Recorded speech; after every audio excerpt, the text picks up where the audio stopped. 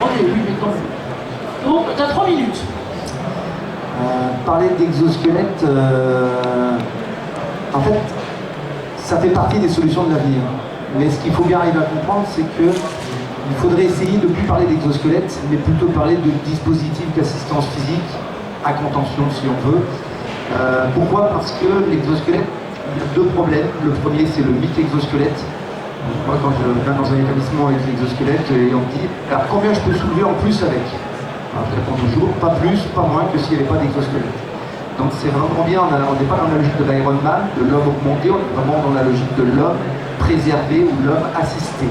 Ça, c'est un point très fort. Le deuxième point qui est important, c'est l'effet de mode. Tout le monde, toutes les entreprises veulent des exosquelettes. Et quand on leur pose la question, parfois ils sont pas capables de nous répondre. En fait, pour vraiment vouloir un exosquelette, c'est qu'il y a un vrai besoin d'assistance derrière. Et encore, il y a un vrai besoin d'assistance parce qu'on n'a pas trouvé d'autres solutions plus classiques pour pouvoir aménager le poste. C'est-à-dire que l'exosquelette, le dispositif d'assistance physique, devrait être en théorie la dernière solution à envisager pour améliorer la situation de travail. C'est pour ça qu'il y a plein de questions tout autour de ça, et il faut être vigilant. Moi je crois que c'est le terme qui ça, c'est la vigilance par rapport à ces solutions.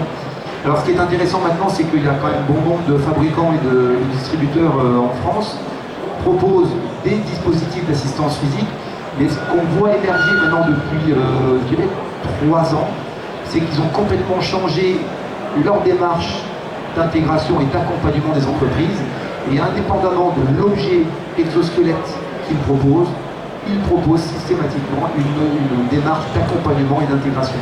Alors ça, c'est intéressant pour les entreprises qui n'ont pas forcément des compétences en interne, mais en revanche, c'est primordial et c'est incontournable. Il faut réellement mettre en place une démarche pour intégrer les exosquelettes. Nous, dans notre SNCF matériel, moi j'ai cadré la démarche avec un référentiel, et on ne peut pas sortir du référentiel.